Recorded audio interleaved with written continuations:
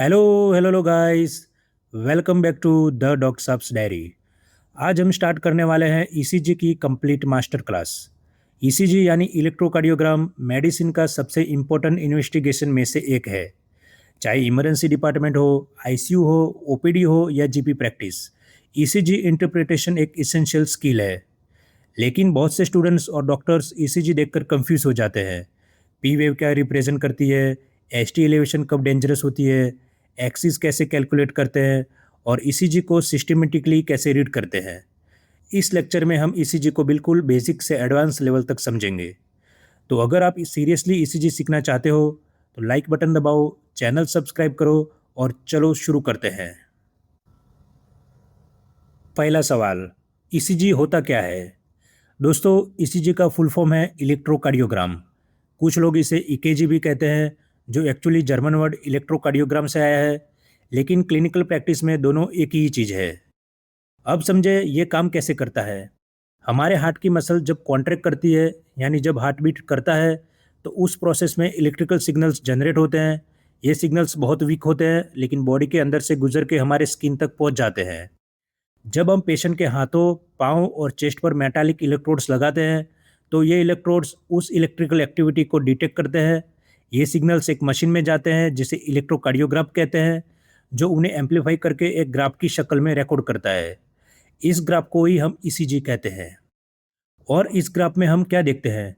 हम देखते हैं हार्ट का डीपोलराइजेशन, यानी जब इलेक्ट्रिकल सिग्नल्स मसल के अंदर फैलता है, और रीपोलराइजेशन, यानी जब मसल रिचार्ज होती है अगले बीट के लिए। हर हार्ट बीट के साथ ये साइकिल रिपीट होती है और ईसीजी उस साइकिल की एक कंप्लीट पिक्चर देता है।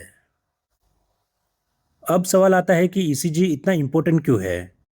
सबसे पहला एडवांटेज है कि ECG completely non invasive test है। किसी इंजेक्शन या सर्जरी की ज़रूरत नहीं होती। दूसरा, ये बहुत इनएक्सपेंसिव है। तीसरा, ईसीजी तुरंत अवेलेबल होता है और कुछ सेकंड्स में इंफॉर्मेशन प्रोवाइड कर देता है। और ये हाईली वर्सेटाइल है, मतलब एक ही टेस्ट से बहुत सारी कंडीशन डिटेक्ट कर सकते हैं। स्पेसिफिकली बात करें तो ईसीजी हमें बता सकता है कि फर्स्ट, एरिथमियास, मतलब दिल की धड़कन इरेगुलर है या नहीं, हार्ट फास्ट चल रहा है, स्लो चल रहा है या कोई एबनॉर्मल रिदम में चल रहा है। सेकंड, कंडक्शन डिस्टर्बेंसेस, मतलब दिल में इलेक्ट्रिकल सिग्नल्स ठीक से ट्रैवल कर रहा है या नहीं, कोई ब्लॉक तो नहीं है। थर्ड, मायोकार्डियल इस्चेमिया या इन्फेक्शन। फोर्थ, मेटाबॉलिक डिस्टर्बेंसेस, जैसे पोटेशियम, कैल्शियम या मैग्नीशियम की एबनॉर्मालिटी, ये सब ईसीजी पर चेंजेस दिखा सकती है। फिफ्थ, ड्रग टॉक्सिसिटीज, कई ड्रग्स ईसीजी पर स्पेसिफिक पैटर्न्स बनाती है, जैसे डिकोक्सिन, ट्राइसाइक्लिक एंटी डिप्रेशंस, एंटी एरिथमिक्स। और सडन कार्डियक अरेस्ट का रिस्क, कुछ कंडीशन है जैसे लॉन्ग क्यूटी सिंड्रोम जो ईसीजी पर दिखाई जाती है और लाइफ थ्रेटनिंग एरिथमियास का वार्निंग देती है। ईसीजी समझने के लिए पहले ये समझना जरूरी है कि हार्ट में इलेक्ट्रिकल सिग्नल कहाँ से स्टार्ट होती है और कहाँ जाती है। यह है कार्डियक कंडक्शन सिस्टम। देखो इस डायग्राम को। हार्ट के अंदर एक पूरा इलेक्ट्रिकल पाथवे है, बिल्कुल एक रोड नेटवर्क की तरह।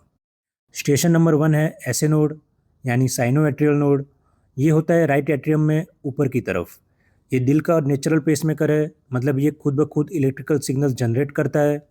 नॉर्मल रेट होती है 60 से 100 बीट्स पर मिनट। जब तक एसए नोड ठीक है, हार्ट नॉर्मल रेट से बीट करता है। जब एसए नोड फायर करता है, सिग्नल दोनों एट्रिया में फैलता है, दोनों एट्रिया कॉन्ट्रैक्ट करते हैं और ब्लड वेंट्रिकल्स में पुश होता है। ईसीजी पर यह पी वेव के रूप में दिखता है। स्टेशन नंबर 2 है एवी नोड, यानी एट्रियो वेंट्रिकुलर नोड। ये एट्रिया और वेंट्रिकल के बीच का टोल बूथ है। ये सिग्नल को डेलिबरेटली स्लो करता है, अप्रोक्सीमेटली 0.1 सेकंड का डिले करता है। ये डिले इंपॉर्टेंट है क्योंकि इसे वेंट्रिकल्स फिलिंग का टाइम मिलता है। ईसीजी पर यह डिले पीआर सेगमेंट के रूप में दिखता है। Station number 3, bundle of His. AV node के बाद सिग्नल एक थिन केबल जैसे स्ट्रक्चर से गुजरता है जो बंडल ऑफ हीस है। स्टेशन नंबर 4, ये बंडल ऑफ हीस नीचे जाके दो ब्रांचेस में डिवाइड हो जाता है, लेफ्ट बंडल ब्रांच और राइट बंडल ब्रांच, जो दोनों वेंट्रिकल्स को कवर करते हैं। Station number 5, परकिंजे fibres. Bundle branches और आगे जाके परकिंजे फाइबर्स में डिवाइड हो जाते हैं, जो वेंट्रिकुलर मसल के अंदर डीप तक सिग्नल पहुंचाते हैं। दोनों वेंट्रिकल्स साइमल्टेनियसली डीपोलराइज होते हैं, साइमल्टेनियसली कॉन्ट्रैक्ट करते हैं और ब्लड पंप होता है बॉडी में। ईसीजी पर यह क्यूआरएस कॉम्प्लेक्स के रूप में दिखता है और एंड में वेंट्रिकल्स रीपोलराइज होते हैं और ईसीजी पर टी वेव बनती है। अब आते हैं एक ऐसी कॉन्सेप्ट पर जो बहुत स्टूडेंट्स को कंफ्यूज करती है, 12 लीड ईसीजी सिस्टम। बहुत स्टूडेंट्स सोचते हैं कि 12 लीड ईसीजी के लिए 12 इलेक्ट्रोड्स लगते हैं, लेकिन रियलिटी में सिर्फ 10 इलेक्ट्रोड्स यूज़ किए जाते हैं, 4 लिम इलेक्ट्रोड्स और 6 चेस्ट इलेक्ट्रोड्स। इन 10 इलेक्ट्रोड्स की हेल्प से 12 डिफरेंट व्यूज जनरेट होते हैं। ये 12 लीड्स हार्ट को अलग अलग एंगल से देखते हैं। ये 12 लीड्स हैं, 3 bipolar limb Leeds, lead 1, lead 2, lead 3। ये डायरेक्टली दो इलेक्ट्रोड्स के बीच का वोल्टेज मेजर करते हैं। 3 augmented unipolar limb leads, AVR, AVL, aVF, ये भी लिम इलेक्ट्रोड से ही डिराइव होते हैं, लेकिन अलग तरीके से। 6 प्रीकॉर्डियल या chest Leeds, V1, V2, V3, V4, V5 and V6। ये चेस्ट पर डायरेक्टली लगाते हैं और हार्ट के हॉरिजॉन्टल प्लेन में व्यू देते हैं। अब थोड़ा और डिटेल में समझो कि ये 12 लीड्स कहाँ से क्या देख रहे हैं। हार्ट को 3D इमेजिन करो। इसको दो प्लेन्स में देखा जा सकता है। फ्रंटल प्लेन, ये वो प्लेन है जो आपके आगे से नीचे जाए, जैसे आप मिरर में खुद को देखते हो। इस प्लेन में लिम लीड्स काम करते हैं, lead 1, lead 2, lead 3, AVR, AVL and AVF. ये हार्ट को ऊपर नीचे और राइट लेफ्ट के रिलेशन में देखते हैं। हॉरिजॉन्टल प्लेन, ये वो प्लेन है जो आपके बॉडी के बीच से क्रॉस सेक्शन की तरह जाए। इस प्लेन में प्रीकॉर्डियल लीड्स काम करते हैं, V1 से V6 तक। ये हार्ट को फ्रंट टू बैक रिलेशन में देखते हैं। अगर हम सिर्फ एक प्लेन यूज़ करें तो हार्ट का इनकम्प्लीट व्यू मिलेगा, लेकिन दोनों प्लेन्स को कंबाइन करने से हमें हार्ट का 3 डायमेंशनल इलेक्ट्रिकल पिक्चर मिलता है। इसी वजह से 12 लीड ईसीजी बहुत पावरफुल डायग्नोस्टिक टूल है। Let us now understand bipolar limb leads and a very important name, Einthoven's triangle. Bipolar का मतलब है एक पॉजिटिव इलेक्ट्रोड और एक नेगेटिव इलेक्ट्रोड, और दोनों के बीच का वोल्टेज डिफरेंस मेजर होता है। ये लीड्स हार्ट के इलेक्ट्रिकल फोर्सेस को फ्रंटल प्लेन में देखने का क्लासिकल फाउंडेशन प्रोवाइड करते हैं। डायग्राम में आप क्लियरली देख सकते हो कि lead 1 is the voltage between the positive left arm electrode and negative right arm electrode. Lead 2 is the voltage between the positive left leg electrode and the negative right arm electrode, and lead 3 is the voltage between the positive left leg electrode and the left arm electrode. The 3 points, right arm, left arm and left leg, together form a triangle whose shape resembles an equilateral triangle, Inthoven's triangle. The heart rate sits at the center of this triangle. Now we move on to the augmented limb leads, AVR, AVL and AVF. इन्हें augmented इसलिए कहा जाता है क्योंकि original signal इतना week होता है कि उसे इलेक्ट्रिकली ऑगमेंट यानी एम्पलीफाई करना पड़ता है। इन्हें डेवलप किया था इमैनुअल गोल्डबर्गर ने। ये उसी तीनों लिम इलेक्ट्रोड से डिराइव होते हैं जो लीड 1, लीड 2, लीड 3 में यूज़ होते हैं, लेकिन इनका नेगेटिव पोल अलग होता है। इसकी नेगेटिव रेफरेंस गोल्डबर्गर सेंट्रल टर्मिनल होती हैं, जो बाकी दो इलेक्ट्रोड्स का कंबाइनेशन होती है। यहाँ डायग्राम में आप देख सकते हो कि lead AVF has the positive electrode on the left leg. The negative pole is a combination of the right arm electrode and the left arm electrode. Lead AVL has the positive electrode on the left arm. The negative pole is a combination of the right arm electrode and the left leg electrode. Lead AVR has the positive electrode on the right arm. The negative pole is a combination of the left arm electrode and the left leg electrode. ये तीनों augmented Leeds और तीनों bipolar leads मिलकर बनाते हैं x axial reference system, यानी 6 Leeds 6 direction, जो frontal plane में हार्ट का इलेक्ट्रिकल एक्सिस कैलकुलेट करने के लिए यूज होता है। अब प्रैक्टिकल एस्पेक्ट की बात करते हैं। ईसीजी मशीन लगाते वक्त इलेक्ट्रोड कलर्स याद रखना बहुत इंपॉर्टेंट है। तो लिम इलेक्ट्रोड कलर्स के कोड्स हैं, right arm red colour, left arm yellow colour, left leg green colour, right leg black colour. ये न्यूट्रल और ग्राउंड है, सिर्फ इंटरफेरेंस रिड्यूस करता है। अब आते हैं चेस्ट लीड्स पर। ईसीजी इंटरप्रिटेशन तभी एक्यूरेट होगी जब चेस्ट लीड्स करेक्ट पोजीशन पर प्लेस होगी। इनकरेक्ट प्लेसमेंट ईसीजी को कम्प्लीटली मिसलीडिंग बना सकती है, इसलिए लीड प्लेसमेंट को डिटेल में याद रखना बहुत ज़रूरी है। V1 प्लेस होता है fourth intercostal space right sternal border पर। V2 प्लेस होता है fourth intercostal space left sternal border पर। V3 को V2 और V4 के बीच मिडवे प्लेस किया जाता है। V4 प्लेस होता है fifth intercostal space mid clavicular line पर। V5 प्लेस होता है एंटीरियर एक्सिलरी लाइन पर, same level as V4। V6 place होता है मिड एक्सिलरी लाइन पर, again same level as V4। याद रखें V4, V5, V6 तीनों सेम हॉरिजॉन्टल लेवल पर होते हैं, गलती मत करना इन्हें ऊपर नीचे लगाने की। अब हम ईसीजी इंटरप्रिटेशन का सबसे क्लिनिकली इंपॉर्टेंट कॉन्सेप्ट देखते हैं। ये वो स्लाइड है जो एमआई डायग्नोसिस के लिए सबसे ज़्यादा इंपॉर्टेंट है। लीड ग्रुप्स और कोरोनरी आर्टरी कोरिलेशन। इस टेबल को अच्छे से याद कर लो। चलो मैं समझाता हूँ। V1 V2 represents septal region supplied by proximal LAD, यानी लेफ्ट एंटीरियर डिसेंडिंग आर्टरी का proximal part. V3 V4 represents anterior region supplied by LAD. Lead 1 AVL। V5 V6 represents lateral region supplied by LCX, यानी left circumflex या diagonal branch of LAD. Lead 2 3 and AVF represents inferior region supplied by RCA, यानी right coronary artery इन 90% cases में और LCX इन 10% cases में। V7 V8 and V9 और reciprocal changes in V1 and V3 में represents posterior region supplied by RCA या LCX। V3R and V4R represents right ventricle supplied by proximal RCA। Right ventricular MI में ये special right sided Leeds लगानी पड़ती है। अब आते हैं ईसीजी पेपर और उसके कैलिब्रेशन को समझने पर। बिना ये समझे ईसीजी में कुछ भी मेजर नहीं कर सकते आप। ईसीजी पेपर पर दो एक्सिस हैं। हॉरिजॉन्टल एक्सिस टाइम को रिप्रेजेंट करता है, वर्टिकल एक्सिस वोल्टेज या एम्पलीट्यूड को रिप्रेजेंट करता है।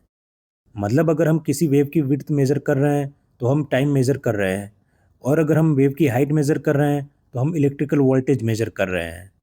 ईसीजी इंटरप्रिटेशन का हर कैलकुलेशन इसी ग्राफ पेपर पर बेस होता है। स्टैंडर्ड ईसीजी पेपर की स्पीड होती है 25 मिलीमीटर्स पर सेकंड। मतलब ईसीजी पेपर हर सेकंड में 25 मिलीमीटर्स मूव करता है। और ईसीजी पेपर पर सबसे छोटा बॉक्स होता है स्मॉल स्क्वायर। एक स्मॉल स्क्वायर की विड्थ होती है 1 मिलीमीटर। तो स्टैंडर्ड ईसीजी स्पीड पर 1 small square is equal to 0.04 second, यानी 40 मिली सेकंड्स। अब 5 स्मॉल स्क्वायर्स मिलकर बनाते हैं 1 लार्ज स्क्वायर, मतलब 5 mm, और 1 large square equal to 0.20 second, यानी 200 मिली सेकंड्स। तो 5 large squares is equal to 1 second. इस कैलकुलेशन को याद रखना बहुत ज़रूरी है क्योंकि ईसीजी के लगभग सारे इंटरवल्स इसी से कैलकुलेट किए जाते हैं। अब कैलिब्रेशन स्पाइक को समझते हैं। ईसीजी के बिगिनिंग में एक रेक्टेंगुलर बॉक्स या स्पाइक दिखाई देता है। ये मशीन की कैलिब्रेशन को रिप्रेजेंट करता है। ईसीजी रिपोर्ट पढ़ने से पहले कैलिब्रेशन चेक करना बिल्कुल कंपलसरी है। स्टैंडर्ड कैलिब्रेशन होती है पेपर स्पीड 25 mm पर सेकंड, एम्पलीट्यूड 10 mm पर मिलीवोल्ट। मतलब 1 मिलीवोल्ट सिग्नल ईसीजी पर 10 mm का डिफ्लेक्शन बनता है। कैलिब्रेशन स्पाइक जो ईसीजी पेपर के शुरू में होती है वो होनी चाहिए 2 लार्ज स्क्वायर स्टॉल, मतलब 10 mm, मतलब 1 millivolt, and 1 large square wide, मतलब 5 mm, मतलब 200 मिली सेकंड। अगर मशीन अलग कैलिब्रेशन पर सेट है जैसे हाफ स्टैंडर्ड, तो सब वोल्टेजेस हाफ दिखेंगे और आप गलत डायग्नोसिस कर सकते हो। इसलिए हमेशा कैलिब्रेशन चेक करो सबसे पहले। और स्टैंडर्ड ईसीजी में rhythm strip usually 10 second recording की होती है। 10 सेकंड्स में टोटल 250 स्मॉल स्क्वायर्स या 50 लार्ज स्क्वायर्स होते हैं। यहाँ एक नॉर्मल ईसीजी है। A standard 12 lead ECG report shows a 2.5 second tracing of each of the 12 leads. The tracing are most commonly arranged in a grid of 4 columns and 3 rows. The first column is the limb leads, lead 1, lead 2, and lead 3. The second column is the augmented limb leads, AVR, AVL, and AVF. And the last two columns are the precordial leads, V1 to V6. Additionally, a rhythm strip may be included as a fourth row. अब हम ECG interpretation का most important framework देखते हैं। बहुत से student ECG देखते ही diagnosis gas करने लगते हैं। ये अप्रोच गलत है। प्रोफेशनल ईसीजी इंटरप्रिटेशन हमेशा सिस्टमेटिक होनी चाहिए। इस प्रेजेंटेशन में हम 10 स्टेप अप्रोच फॉलो करेंगे। ये 10 स्टेप्स है। First heart rate, second rhythm, third cardiac axis, fourth P wave, fifth PR interval, sixth QRS complex, 7 ST segment, 8 T wave, 9 QT interval, and 10 documentation. Her ECG में चाहे emergency हो या routine, इन 10 steps को follow करो। कोई step skip मत करो। इस हैबिट से मिस डायग्नोसिस की रेट ड्रामेटिकली कम हो जाती है। अब हम इन 10 स्टेप्स में से हर एक को डिटेल में समझेंगे। अब हम पहला स्टेप स्टार्ट करते हैं heart rate. Heart rate calculate करने के लिए ईसीजी में 3 मेजर मेथड्स यूज़ किए जाते हैं: large square method, small square method और आर वेव मेथड। हर मेथड का अपना रोल है। सबसे फेमस और सबसे कॉमनली यूज मेथड है लार्ज स्क्वायर मेथड। हमने प्रीवियसली पढ़ा था कि 5 large squares is equal to 1 second और 300 large squares equal to 1 minute. इसी कॉन्सेप्ट को यूज़ करके हम हार्ट रेट कैलकुलेट करते हैं। मेथड ये है कि दो कंसेक्यूटिव आर वेव्स के बीच कितने लार्ज स्क्वायर्स हैं काउंट करो, फिर 300 को उस नंबर से डिवाइड करो। मान लीजिए दो आर वेव्स के बीच 4 लार्ज स्क्वायर्स हैं, तो 300 divided by 4 equal 75 beats per minute. 5 large squares हैं तो 300 डिवाइडेड बाय 5 तो 60 beat per minute. And 3 large squares हैं तो 300 divided by 3 equal 100 beat per minute. ये मेथड बहुत फास्ट है और रेगुलर रिदम्स के लिए बेस्ट है। अब आते हैं स्मॉल स्क्वायर्स मेथड पर। ये लार्ज स्क्वायर मेथड का मोर एक्यूरेट वर्जन है। हम जानते हैं कि 1 मिनट में 300 लार्ज स्क्वायर्स हैं, मतलब 1500 स्मॉल स्क्वायर्स होते हैं। इसलिए फॉर्मूला बनता है heart rate equals 1500 divided by a number of small squares between two consecutive R waves. अगर आर इंटरवल के बीच 15 स्मॉल स्क्वायर्स हैं तो 1500 divided by 15 equals 100 beats per minute. ये method specially fast heart rates में ज़्यादा एक्यूरेट रिजल्ट देता है। थर्ड मेथड है आर वेव मेथड। ये मेथड स्पेशली इरेगुलर रिदम्स के लिए यूज़फुल है। हम जानते हैं कि स्टैंडर्ड रिदम स्ट्रिप 10 सेकंड्स की होती है। बस 10 सेकंड स्ट्रिप में टोटल आर वेव्स काउंट करिए और उस नंबर को 6 से मल्टीप्लाई कर दीजिए। एग्जाम्पल, अगर रिदम स्ट्रिप में 9 क्यूआरएस कॉम्प्लेक्सेस हैं तो 9 multiplied by 6 equals 54 beats per minute. इस मेथड का सबसे बड़ा फ़ायदा यह है कि यह स्लो और इरेगुलर रिदम्स के लिए बेस्ट है। जैसे एट्रियल फिब्रिलेशन में आर इंटरवल इरेगुलर होता है, तो एवरेज रेट निकालने के लिए ये बेस्ट मेथड है। यहाँ एक एक्चुअल ईसीजी पेपर पर प्रैक्टिस करते हैं। तीनों मेथड से हार्ट रेट निकालते हैं। इस ईसीजी स्ट्रिप को देखते हैं। आर इंटरवल में अप्रोक्सीमेटली 4 लार्ज स्क्वायर्स हैं, तो लार्ज स्क्वायर्स मेथड के हिसाब से 300 divided by 4 equal 75 beat per minute. अगर स्मॉल स्क्वायर्स काउंट करें तो अप्रोक्सीमेटली 21 स्मॉल स्क्वायर्स हैं, तो स्मॉल स्क्वायर मेथड के हिसाब से 1500 divided by 21 equal 72 beat per minute. और रिदम स्ट्रिप पर 12 आर वेव्स हैं, तो आर वेव मेथड के हिसाब से 12 into 6 equal 72 beat per minute. तीनों मेथड से आंसर ऑलमोस्ट सेम है, approximately 72 to 75 beat per minute, और ये नॉर्मल साइनस रेट है। ये एक्सरसाइज दिखाते हैं कि तीनों मेथड्स में रिजल्ट सिमिलर आते हैं। माइनर डिफरेंसेस राउंडिंग की वजह से हो सकता है। हार्ट रेट के बाद अगला स्टेप है rhythm analysis. Rhythm means sequential beating of the heart as a result of the generation of electrical impulses.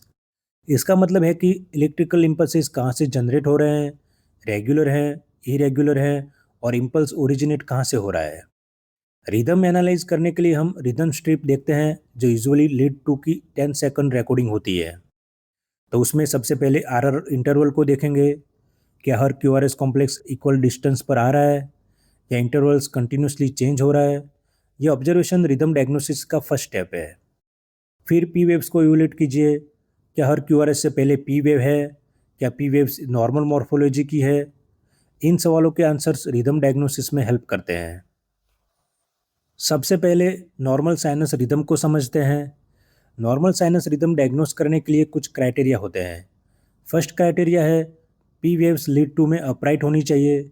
Second, P wave AVR में इन्वर्टेड होनी चाहिए। थर्ड, हर पी वेव के बाद एक क्यूआरएस कॉम्प्लेक्स होना चाहिए और हर क्यूआरएस से पहले एक पी वेव होनी चाहिए। फोर्थ, आरआर इंटरवल्स रेगुलर होना चाहिए। अगर ये सब क्राइटेरिया सेटिस्फाई हो रहे हैं और rate 60 to 100 beat per minute है, तो डायग्नोसिस है नॉर्मल साइनस रिदम। अब देखते हैं रेगुलरली इरेगुलर रिदम। नाम थोड़ा कंफ्यूजिंग लग सकता है, लेकिन कॉन्सेप्ट सिंपल है। रिदम ओवरऑल रेगुलर लगता है, लेकिन प्रेडिक्टेबल इंटरवल्स पर बीट ड्रॉप्स होती रहती है। मतलब इरेगुलरिटी रैंडम नहीं है, एक फिक्स पैटर्न फॉलो करती है। यहाँ पर जो ईसीजी दिखाया गया है वो second degree heart block type 2 का एग्जाम्पल है। यहाँ कुछ पी वेव्स कंडक्ट नहीं हो रही और कुछ क्यूआरएस कॉम्प्लेक्सेस मिसिंग है, लेकिन पैटर्न रेगुलर है।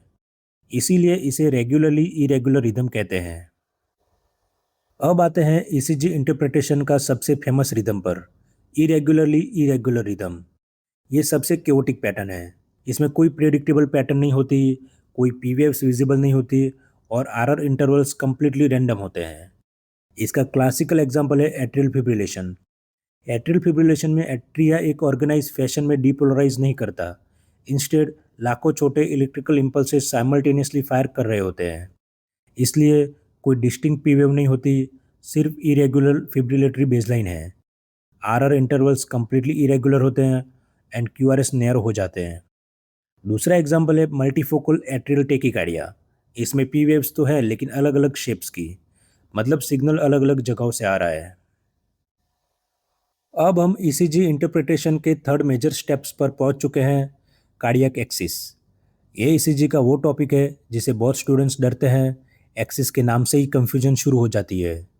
लेकिन सच ये है कि अगर आप बेसिक कॉन्सेप्ट समझ ले तो एक्सिस कैलकुलेशन ईसीजी का सबसे इजी टॉपिक बन सकता है। सबसे पहले समझते हैं कि कार्डियक एक्सिस एक्चुअली होता क्या है। कार्डियक एक्सिस वेंट्रिकुलर डीपोलराइजेशन की एवरेज इलेक्ट्रिकल डायरेक्शन को रिप्रेजेंट करता है। सिंपल लैंग्वेज में समझे तो जब वेंट्रिकल्स डीपोलराइज होते हैं तो इलेक्ट्रिकल इंपल्स एक पर्टिकुलर डायरेक्शन में मूव करता है। उस एवरेज डायरेक्शन को हम कार्डियक एक्सिस कहते हैं। ईसीजी में हम मोस्टली वेंट्रिकुलर एक्सिस इवोल्यूट करते हैं और ये एक्सिस लिम्ब लीड्स की हेल्प से डिटरमाइन की जाती है। हर लिम्ब लीड का एक इलेक्ट्रिकल एंगल होता है।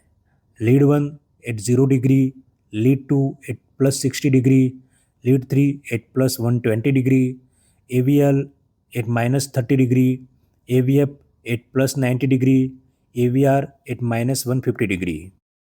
ये डायग्राम एक्सिस इंटरप्रिटेशन की फाउंडेशन है। अब एक्सिस के नॉर्मल और एबनॉर्मल रेंजेस को समझते हैं। नॉर्मल एक्सिस -30 डिग्री से लेकर +90 डिग्री तक, लेफ्ट एक्सिस डेविएशन या LAD -30 डिग्री से कम, राइट एक्सिस डेविएशन या RAD +90 डिग्री से ज़्यादा, एक्सट्रीम एक्सिस डेविएशन -90 डिग्री से +180 डिग्री के बीच। इसे नॉर्थ वेस्ट एक्सिस भी कहा जाता है।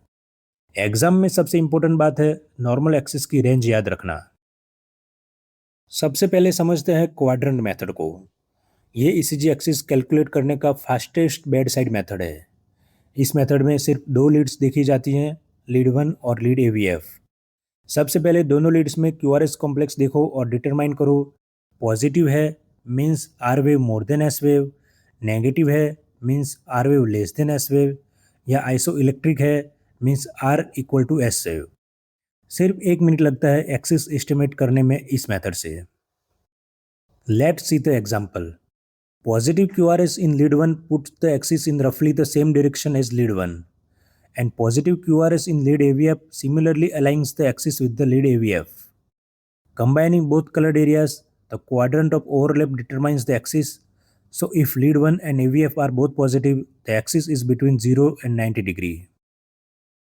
यहाँ इस टेबल से क्वाड्रेंट मेथड के डिफरेंट सिनारियो समझाता हूँ। सबसे पहला सिनारियो, लीड 1 पॉजिटिव है, लीड AVF भी पॉजिटिव है, मतलब इलेक्ट्रिकल इंपल्स लेफ्ट और डाउनवर्ड डायरेक्शन में जा रहा है। ये नॉर्मल फिजियोलॉजिकल डायरेक्शन है, इसलिए लीड 1 पॉजिटिव और AVF positive equals normal axis. ये सबसे नॉर्मल फाइंडिंग है। अब सेकंड सिनारियो, लीड 1 पॉजिटिव है लेकिन AVF नेगेटिव है, मतलब इलेक्ट्रिकल इंपल्स लेफ्ट साइड की तरफ शिफ्ट हो रहा है। ये लेफ्ट एक्सिस डेविएशन को इंडिकेट करता है। इस सिचुएशन में एक्सिस -30 डिग्री से भी ज़्यादा लेफ्टवर्ड होता है। अब थर्ड सिनारियो, लीड 1 नेगेटिव है और AVF पॉजिटिव है, मतलब इलेक्ट्रिकल एक्टिविटी राइट साइड की तरफ शिफ्ट हो रही है। ये राइट एक्सिस डेविएशन है, एक्सिस +90 डिग्री से ज़्यादा हो जाता है। अब लास्ट और सबसे abnormal situation, lead 1 negative, AVF भी नेगेटिव, मतलब electrical activity neither left nor inferior direction में जा रही है। ये एक्सट्रीम एक्सिस डेविएशन है, इसे नॉर्थ वेस्ट एक्सिस भी कहते हैं। ये यूजुअली सीवियर पैथोलॉजी को इंडिकेट करता है। अब ये समझते हैं कि एक्सिस डेविएशन दिखने पर क्या सोचना चाहिए clinically. Left axis deviation left bundle branch block, left anterior fascicular block, inferior MI और वुल पार्किंसन वाइट सिंड्रोम में देखा जा सकता है। Right axis deviation right bundle branch block, right ventricular hypertrophy, pulmonary embolism, lateral MI और dextrocardia में मिल सकता है। एक्सट्रीम एक्सिस डेविएशन की बात करें तो इसे वेंट्रिकुलर टेकिकार्डिया या वेंट्रिकुलर पेस रिदम में देखा जा सकता है। अब हम एक्सिस कैलकुलेशन का सेकंड मेथड देखते हैं, 3 लीड एनालिसिस मेथड। यहाँ हम लीड 1, लीड 2 और एवीएफ इन तीनों लीड्स को यूज करते हैं। ये मेथड क्वाड्रेंट मेथड से थोड़ा ज़्यादा एक्यूरेट है। कॉन्सेप्ट बहुत सिंपल है। अगर लीड 1 पॉजिटिव है, लीड 2 पॉजिटिव है और एवीएफ भी पॉजिटिव है तो एक्सिस नॉर्मल है। यहाँ पर लीड 2 का एडिशन क्यों हेल्पफुल है?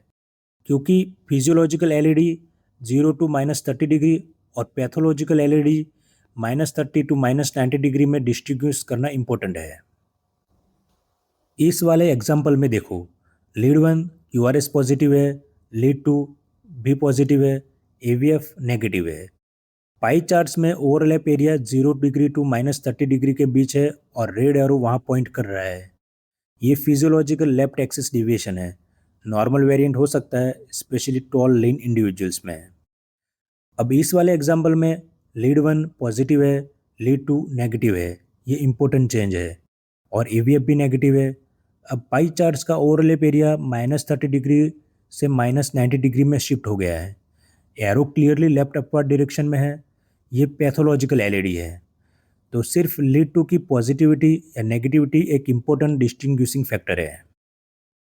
अब इस वाले एग्जाम्पल में देखें तो लीड 1 में क्यूआरएस नेगेटिव है, लीड 2 पॉजिटिव है, एवीएफ भी पॉजिटिव है। पाई चार्ट्स का ओवरलैप लोअर राइट क्वाड्रेंट में है। एक्सिस +90 डिग्री टू +150 डिग्री के बीच है। एरो राइट डाउनवर्ड डायरेक्शन में पॉइंट कर रहा है। ये राइट एक्सिस डिविएशन है और इसमें लीड 1 नेगेटिव है, लीड 2 नेगेटिव है और ईवीएफ भी नेगेटिव है। तीनों नेगेटिव है। एक्सिस नॉर्थ वेस्ट डायरेक्शन में -90 डिग्री से -180 डिग्री में है। एरो अपर लेफ्ट डायरेक्शन में है, तो ये एक्सट्रीम एक्सिस डिविएशन है। अब हम ईसीजी इंटरप्रिटेशन के फोर्थ स्टेप्स पर आते हैं, P wave. P wave ECG की पहली पॉजिटिव डिफ्लेक्शन होती है। ये एट्रियल डीपोलराइजेशन को रिप्रेजेंट करती है। तो पी वेव कैसे बनती है? जब ऐसे नोड फायर करता है तो इलेक्ट्रिकल इम्पल्स पहले राइट एट्रियम में स्प्रेड होती है। राइट एट्रियम पहले डीपोलराइज होता है और पी वेव का पहला हिस्सा बनता है। फिर इम्पल्स लेफ्ट एट्रियम तक पहुंचती है जो थोड़ी देर बाद डीपोलराइज होता है और पी वेव का दूसरा हिस्सा बनता है। इसलिए नॉर्मल पी वेव स्लाइडली नोच हो सकती है क्योंकि ये एक्चुअली दो कंपोनेंट्स का कॉम्बिनेशन है। राइट एट्रियल कंपोनेंट पहले और लेफ्ट एट्रियल कंपोनेंट बाद में। Normally P wave smooth contour होना चाहिए, कोई नॉचिंग नहीं। लीड 2 में मोनोफेजिक होती है और V1 में बाईफेजिक। पहले स्मॉल पॉजिटिव फिर स्मॉल नेगेटिव कंपोनेंट हो सकता है। Axis normal P wave axis 0 degree to +75 degree के बीच में होती है। लीड्स 1 और लीड्स 2 में अपराइट, एवीआर में inverted. Duration less than 120 millisecond means 3 small squares. अगर ज़्यादा वाइड हो तो एट्रियल कंडक्शन डिले है। एम्पलीट्यूड लिम लीड्स में less than 2.5 mm, precordial leads में लेस देन 1.5 mm। अब एबनॉर्मल पी वेव्स देखते हैं। सबसे पहले पी मित्रालय। यहाँ पी वेव बाइफीड या एम शेप हो जाती है। ये लेफ्ट एट्रियल इन्लार्जमेंट का क्लासिक साइन है।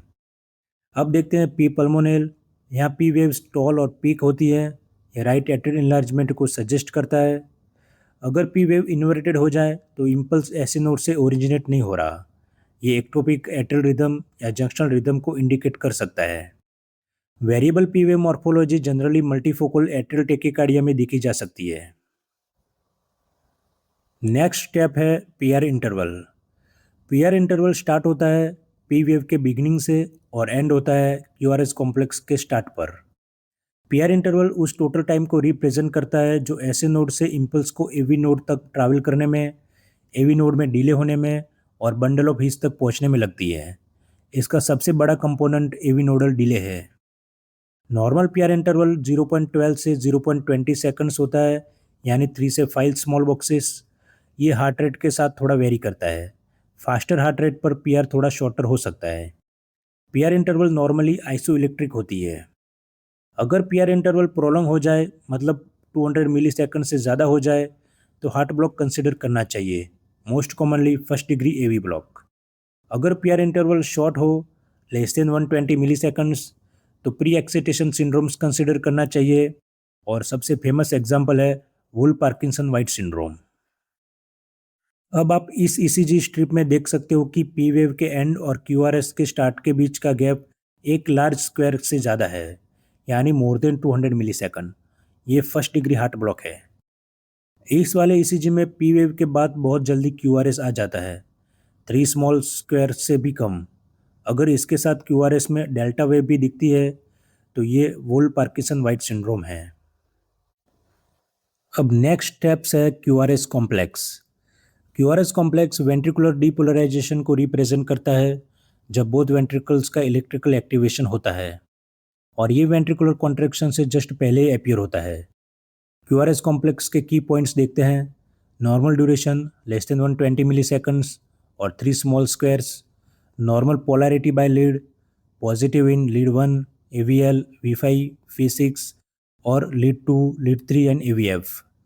Negative in lead AVR, V1 and V2। ये इसलिए है क्योंकि नॉर्मल कंडक्शन में सिग्नल लेफ्ट वेंट्रिकल्स की तरफ प्रीडोमिनेट करता है और left sided leads positive deflection दिखाते हैं। अब क्यूआरएस कॉम्प्लेक्स में 3 पॉसिबल वेव्स हैं, क्यू, आर एंड एस, लेकिन सभी लीड्स में तीनों विजिबल नहीं होती। जो भी विजिबल हो उसे कलेक्टिवली क्यूआरएस कहते हैं। चलो अब समझते हैं कि क्यूआरएस कॉम्प्लेक्स में वेव्स की नेमिंग के क्या रूल है। Rule number 1, a deflection is only referred to as a wave if it passes the baseline. Rule number 2, if the first wave is negative, then it is referred to as a Q wave. If the first wave is not negative, then the QRS complex does not possess a Q wave, regardless of the appearance of the QRS complex. Rule number 3, all positive waves are referred to as R waves. The first positive wave is simply an R wave. The second positive wave is called R prime wave. If a third positive wave occurs, it is referred to as R bis wave. Rule number 4, any negative wave occurring after a positive wave is an S wave. Rule number 5, large waves are referred to by their capital letters and small waves are referred to by their lower case letters. तो एक complex में small Q, capital R and small S का मतलब है पहले छोटी negative wave Q, फिर बड़ी पॉजिटिव वेव आर, फिर छोटी नेगेटिव वेव स्मॉल एस। यहाँ पर क्यूआरएस कॉम्प्लेक्स के नेमिंग के रूल के हिसाब से 12 डिफरेंट क्यूआरएस मॉर्फोलॉजीज आप देख सकते हो। फर्स्ट कॉम्प्लेक्स में first and only wave is positive and thus an R wave. Second complex में first wave is large and a positive R followed by small negative wave S. Then third complex में initially small positive wave R followed by large negative wave S. Then in the next complex में the first wave is negative and small q followed by a large positive wave R and finally a small negative wave S. Then in the fifth complex में initially a large negative q then a large positive wave R. Then in the sixth complex में a single negative wave is called as a QS complex. Then in the seventh complex में a large negative wave Q followed by a small positive wave R. Then in the next complex में the negative wave manages to pass the baseline and is therefore qualified as an S wave. Then in the next complex में initially a small negative wave Q followed by a large positive wave R. Then in this complex notching on the upstroke of the R wave. And next complex में the negative deflection does not manage to pass the baseline, does not qualify as an S wave. And in the last complex में example of fragmented QRS complexes you can see. The width of the QRS complex is a critical finding. उसमें narrow QRS complex and wide QRS complex हो सकते हैं. Narrow QRS complex means less than 100 मिली पर second. इसमें signal normal conduction pathway से गुजरा, AC node से AV node से बंडल ऑफ हीस से bundle branches and then Purkinje. ये सुप्रा वेंट्रिकुलर ओरिजिन है। एग्जाम्पल्स है sinus rhythm, atrial flutter, junctional tachycardia. Wide QRS means more than 100 millisecond यानी more then 2.5 small squares. या तो signal ventricular origin से है या नॉर्मल पाथवे बाईपास हो रहा है।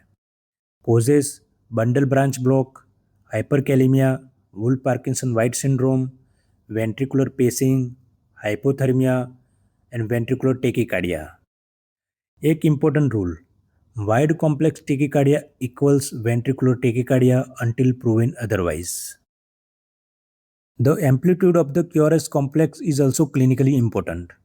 High voltage QRS, increase QRS voltage अक्सर लेफ्ट वेंट्रिकुलर हाइपरट्रॉफी सजेस्ट करता है और उसके मल्टीपल वोल्टेज क्राइटेरिया है जो हम नेक्स्ट वीडियो में पढ़ेंगे। लेकिन याद रखें, young, slim, athletic individuals as less than 40 to 45 में हाई वोल्टेज नॉर्मल हो सकता है। लो वोल्टेज क्यूआरएस तब कहा जाता है जब लिम लीड्स में क्यूआरएस लेस देन 5 mm या चेस्ट लीड्स में less than 10 mm। Causes pericardial effusion, pleural effusion, severe emphysema, hypothyroidism, myocarditis, ischaemic cardiomyopathy. Electrical alternans में QRS height beat to beat alternate करती है, एक बीट बड़ा तो एक बीट छोटा। मोस्ट इंपॉर्टेंट कोज है massive pericardial effusion and cardiac tamponade. Heart fluid के अंदर स्विंग करता है हर बीट के साथ, इसलिए एक्सिस ऑल्टरनेट होता रहता है। अब क्यू वेव को समझते हैं। क्यू वेव कोई भी नेगेटिव डिफ्लेक्शन होती है जो आर वेव से पहले आती है। ये normal left to right septal depolarization को रिप्रेजेंट करती है। Small septal Q waves in leads 1, AVL, V5 और V6 में नॉर्मल हो सकती है। लीड 3 और एवीआर में स्लाइटली डीपर क्यू वेव्स भी कभी नॉर्मल मिल सकती है, लेकिन V1 से V3 में क्यू वेव्स नॉर्मली नहीं होनी चाहिए। यहाँ पर इस ईसीजी स्ट्रिप में स्मॉल क्यू वेव्स आप देख सकते हैं। अब पैथोलॉजिकल क्यू वेव्स की बात करते हैं। Q waves are considered pathological if width more than 40 millisecond means 1 mm or 1 small square, depth more than 2 mm, depth more than 25% of QRS complex height, V1 V3 में किसी भी Q wave का presence होना, क्योंकि ये leads normally Q wave free होती है। Pathological Q waves usually indicate current या प्रायर मायोकार्डियल इंफेक्शन।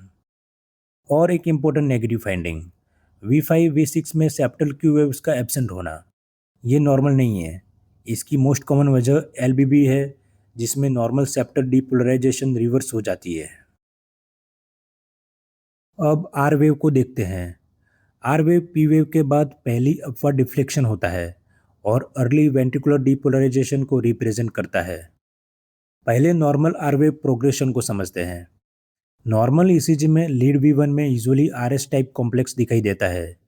जैसे जैसे हम चेस्ट के राइट साइड से लेफ्ट साइड की तरफ मूव करते हैं, यानी V1 से V6 की तरफ जाते हैं, एक नॉर्मल पैटर्न देखने को मिलता है। आर वेव धीरे धीरे बड़ी होती जाती है एंड एस वेव धीरे धीरे छोटी हो जाती है।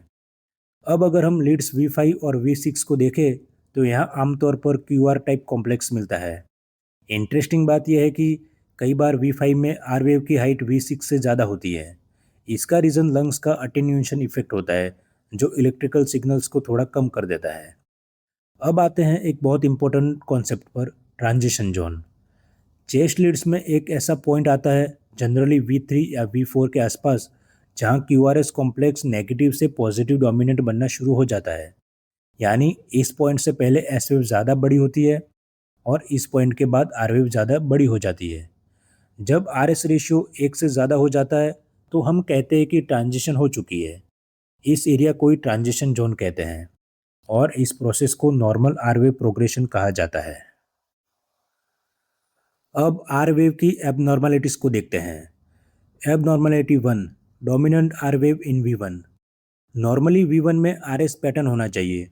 अगर V1 में टॉल आर वेव है तो कुछ प्रॉब्लम है, जैसे कि चिल्ड्रन और यंग एडल्ट्स में dominant R wave in V1 normal है। न्यूनेट्स में तो बहुत प्रीडोमिनेंट होता है। पैथोलॉजिकल कोजेस हो सकते हैं, जैसे कि right ventricular hypertrophy, right bundle branch block, posterior MI, Wolff Parkinson White syndrome type A, dextrocardia, lead misplacement and hypertrophic cardiomyopathy. Next abnormality है dominant R wave in AVR। AVR normally highly negative होती है। अगर AVR में R wave more than 3 mm या RS ratio more than 0.7 हो तो sodium channel blocking drug toxicity जैसे tricyclic anti depression, dextrocardia, left या right arm lead reversal, ventricular tachycardia जैसे कोजेस हो सकते हैं। नेक्स्ट है poor R wave progression. Poor R wave progression is defined as an R wave less than 3 mm in V3 and is caused by prior anteroseptal MI, left ventricular hypertrophy, inaccurate lead placement, and maybe a normal variant. अब हम ST segment पर आते हैं, जो ECG interpretation का one of the most clinically sensitive part है।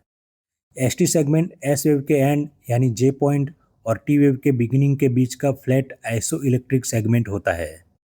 ये ventricular depolarisation और रिपोलराइजेशन के बीच का इंटरवल रिप्रेजेंट करता है। एसटी सेगमेंट देखते वक्त तीन चीज़ें ज़रूर इवेल्यूएट करनी है: एलिवेशन है या नहीं, डिप्रेशन है या नहीं, और इसका शेप कैसा है। एसटी एलिवेशन के कोजेज: एक्यूट मायोकार्डियल इंफेक्शन सबसे इम्पोर्टेंट और urgent cause, coronary vasospasm such as Prinzmetal angina, spasm से टेम्पररी टोटल ऑक्लूजन हो जाता है। Pericarditis, diffuse ST elevation, concave saddle back shape, PR depression साथ में, benign early repolarisation young healthy individuals में होता है। Fish hook J point elevation, concave ST, no clinical significance. Left bundle branch block, left ventricular hypertrophy strain pattern, ventricular aneurysm, Brugada syndrome, V1 से V3 में characteristics coved ST elevation, takotsubo cardiomyopathy. और यहाँ पर different morphologies of ST elevation आप देख सकते हो, जैसे कि कॉन्केव शेप जो पेरिकार्डाइटिस में देख सकते हैं, up sloping ST elevation, horizontal ST elevation, down sloping ST elevation and convex shape ST elevation. पहला ईसीजी देखते हैं। इस ईसीजी में V2, V3, V4, V5 में convex dome shape ST elevation clearly दिख रहा है। ये क्लासिक एंटीरियर स्टेमी पैटर्न है। लीड 1 और AVL में भी एसटी एलिवेशन है, lateral extension of the MI, और लीड 3 में रेसिप्रोकल एसटी डिप्रेशन है। तो ये पैटर्न एक एंटीरियर स्टेमी दिखाता है, likely involving left anterior descending territory. दूसरे ईसीजी में lead 1, lead 2, AVF, V5, V6 में एसटी एलिवेशन है, लेकिन शेप नोटिस करो, कॉन्केव सैडल बैक पैटर्न, ऊपर की तरफ कर्व है, डोम जैसी नहीं, और क्रिटिकली पीआर सेगमेंट डिप्रेस है सेवरल लीड्स में। ये पेरिकार्डाइटिस का हॉलमार्क है। एसटी डिप्रेशन के कोजेज हैं मायोकार्डियल इस्चीमिया, एनस्टेमी, सब endocardial ischaemia ST depression produce करते हैं। रेसिप्रोकल चेंजेस इन स्टेमी, अगर एक एरिया में स्टेमी है उसके अपोजिट लीड्स में एसटी डिप्रेशन होगी। Digoxin effect, characteristics scoop out और reverse ST depression, particularly prominent in lateral leads. Hypokalaemia, SVT, bundle branch blocks, left ventricular hypertrophy, right ventricular hypertrophy, ventricular pacing, इन सब में secondary STT changes आते हैं जो pathological ST depression जैसे लग सकते हैं। और इस इमेज में एसटी डिप्रेशन की डिफरेंट मॉर्फोलॉजीज दिखाई गई है, जैसे upsloping ST depression, downsloping ST depression and horizontal ST depression. यहाँ इस स्लाइड पर एसटी सेगमेंट की डिफरेंट मॉर्फोलॉजीज दिखाई गई है, जैसे ST segment morphology in ischaemia, इसमें अलग अलग एसटी डिप्रेशन शेप्स दिखाए हैं: horizontal ST depression, downsloping ST depression, upsloping ST depression. Then ST segment morphology in reciprocal change, lead 3 में एसटी एलिवेशन दिख रहा है और लीड AVL में मिरर इमेज एसटी डिप्रेशन है। ये इंफीरियर स्टेमी का क्लासिक रेसिप्रोकल पैटर्न है। Then ST segment in posterior MI, posterior MI standard leads पर डायरेक्टली नहीं दिखता, इसके मिरर इमेज देखते हैं V1 से V3 में, उसमें दिखेगा tall broad R wave in V1 से V2, ST depression instead of elevation and upright tall T waves. अब बारी है next step, T wave. T wave QRS के बाद आने वाली पॉजिटिव डिफ्लेक्शन होती है और ये वेंट्रिकुलर रिपोलराइजेशन को रिप्रेजेंट करता है, जब वेंट्रिकुलर मसल सेल्स रिचार्ज हो रही है नेक्स्ट बीट के लिए। नॉर्मल टी वेव कैरेक्टरिस्टिक्स हैं upright in all leads except AVR and V1, ये दो लीड्स में इन्वर्टेड होना नॉर्मल है। एम्पलीट्यूड लिम लीड्स में less than 5 mm, precordial leads में less than 10 mm in males, less than 8 mm in females. Normal T wave asymmetric होती है, स्लोली राइज करती है और तेजी से फॉल करती है, and duration relates to QT interval.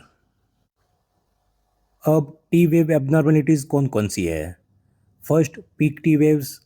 Peak T waves tall, narrow और सिमेट्रिक होती है और क्लासिकली हाइपरकैलेमिया में देखी जाती है।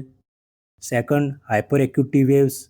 Hyper acute T waves broad और एसिमेट्रिकली पीक होती है और अर्ली स्टेमी में अपीयर हो सकती है, कभी कभी एस टी एलिवेशन और क्यू वेव से भी पहले। Third, inverted T waves. T wave inversion, where the T wave becomes negative, occurs in a variety of conditions. Normal and benign conditions. In children, T wave inversion in V1 to V3 is completely normal. Persistent juvenile T wave pattern. This occasionally persists into adulthood, shallow, asymmetric, limited to V1 to V3. Pathological causes include myocardial ischemia and infarction, bundle branch block, ventricular hypertrophy, pulmonary embolism, and hypertrophic cardiomyopathy. Fourth, biphasic T waves, a T wave that deflect first in the one direction and then in the opposite direction. In hypokalemia, T wave goes down first, then up, negative deflection first, then positive. U wave also become prominent alongside this. In ischemia, T wave goes up first, then down, positive component first, then a negative dip. This terminal negativity suggests the valence pattern or anterior ischemia.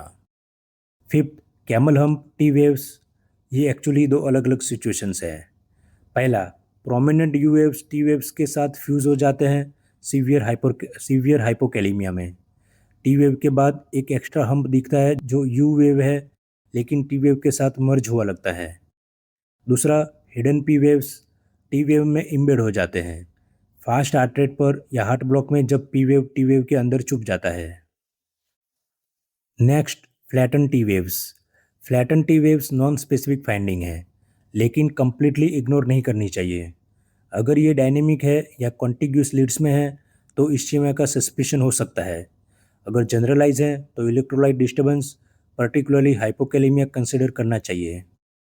इस ECG में dynamic T wave flattening दिख रहा है। अब आते हैं step 9, QT interval. QT interval measure करते हैं क्यूआरएस कॉम्प्लेक्स के स्टार्ट से टी वेव के एंड तक। ये वेंट्रिकल्स के डीपोलराइजेशन और रीपोलराइजेशन का टोटल ड्यूरेशन रिफ्लेक्ट करता है। A period of ventricular systole isovolumetric contraction से आइसोवॉल्यूमेट्रिक रिलैक्सेशन तक। Most important property, QT interval heart rate के साथ इन्वर्सली प्रोपोर्शनल है। Fast heart rate means shorter QT, slow heart rate means longer QT. इसलिए directly QT compare नहीं कर सकते अलग हार्ट रेट्स में, हमें करेक्टेड क्यूटी इंटरवल यूज़ करना पड़ता है।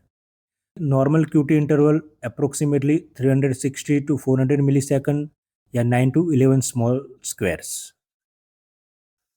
Now how to measure QT interval. Measuring the QT interval accurately is a skill that comes with practice. Rules: measure in lead 2 or V5, V6. T waves are best visible in these leads. Use the lead that gives the longest measurement. Measure across successive beats. Take the maximum value. Large U waves more than 1 mm that are fused with the T wave, include them in the measurement. Small separate U waves, exclude them. The maximum slope intercept method is used to define the end of the T wave. The maximum slope intercept method defines the end of the T wave as the intercept between the isoelectric line with the tangent drawn through the maximum downslope of the T wave. When notch T waves are present, the QT interval is measured from the beginning of the QRS complex to the intersection point between the isoelectric line and the tangent drawn from the maximum downslope of the second notch. Here, smaller U waves and those that are separate from the T waves should be excluded from measurements. And here, large U waves that are fused to the T wave should be included in measurements. अब corrected QT interval को समझते हैं। Corrected QT interval अलग अलग heart rates पर cutie values को compare करने में हेल्प करता है और एरिथमिया रिस्क डिटेक्ट करने में भी यूजफुल होता है। There are multiple formulas used to estimate corrected QT interval. Most commonly used formula is Bézet formula because its simplicity. It overcorrects at heart rates more than 100 beat per minute and undercorrects at heart rates less than 60 beat per minute, but provides an adequate correction for heart rates ranging from 60 to 100 beat per minute. So formula is corrected QT interval is equal to QT interval divided by in root RR interval in seconds. There is also quick rule of thumb. QT interval should be less than half the preceding RR interval. Prolonged QT interval cutoffs: men QT interval more than 440 millisecond, in woman QT interval more than 460 millisecond. If QT interval more than 500 millisecond, that means it is critical. There is high risk of torsady points. Causes में hypokalaemia, hypomagnesaemia, hypocalcaemia, hypothermia, myocardial ischaemia, post cardiac arrest state, raised intracranial pressure, congenital long QT syndrome और medications या drugs हो सकता है। Short QT interval means less than 350 milliseconds. Causes में hypercalcaemia, congenital short QT syndrome, digoxin effect हो सकता है। अब फाइनल स्टेप है डॉक्यूमेंटेशन, मतलब ईसीजी रिपोर्ट लिखना। एक प्रॉपर ईसीजी रिपोर्ट स्ट्रक्चर होनी चाहिए और यहाँ पर एक टेम्पलेट दिया गया है। उस हिसाब से सबसे पहले हम लिखेंगे हार्ट रेट, देन उसके बाद रिदम, देन उसके बाद एक्सिस, नॉर्मल एक्सिस है या लेफ्ट एक्सिस डिविएशन है या राइट एक्सिस डिविएशन है। देन पी वेव्स के बारे में लिखेंगे, उसकी मॉर्फोलॉजी के बारे में, पी मित्रल है या पी पल्मोनल है। देन उसके बाद पी आर इंटरवल के बारे में लिखेंगे हम। Then Q R S complex को देखेंगे, उसकी विड्थ, उसकी मॉर्फोलॉजी को लिखेंगे। देन एस टी सेगमेंट के बारे में लिखेंगे, आइसो इलेक्ट्रिक है या एलिवेटेड है या डिप्रेस है। देन टी वेव्स देखेंगे, नॉर्मल है, इन्वर्टेड है, पीक है या बाईफेजिक है। देन क्यूटी इंटरवल को मेज़र करके लिखेंगे हम, प्रोलॉन्ग है या शॉर्ट है। एंड लास्ट में हम फाइनल इंटरप्रिटेशन लिखेंगे।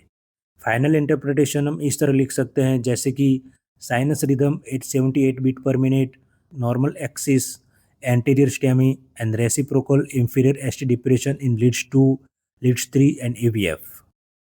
ये सिस्टमेटिक डॉक्यूमेंटेशन आपको कोर्ट में, क्लिनिकल हैंडओवर में, एग्जाम में हर जगह हेल्प करेगा। और इसी के साथ दोस्तों हमारा ईसीजी लेक्चर कंप्लीट होता है। आज के सेशन में हमने ईसीजी को फाउंडेशन से लेकर फाइनल रिपोर्टिंग तक सिस्टमेटिकली समझा। हमने देखा कि ईसीजी सिर्फ एक ट्रेसिंग नहीं बल्कि हार्ट के इलेक्ट्रिकल बिहेवियर का रियल टाइम मैप है। अगर आप स्टेप वाइज अप्रोच फॉलो करते हैं तो ईसीजी इंटरप्रिटेशन बहुत ही ईजी हो जाता है। सबसे इम्पोर्टेंट बात यह है कि ईसीजी को हमेशा क्लिनिकल कॉन्टेक्स्ट के साथ कोरिलेट करें। सिर्फ मशीन रीडिंग या आइसोलेटेड एबनॉर्मलिटी पर डिपेंड मत कीजिए।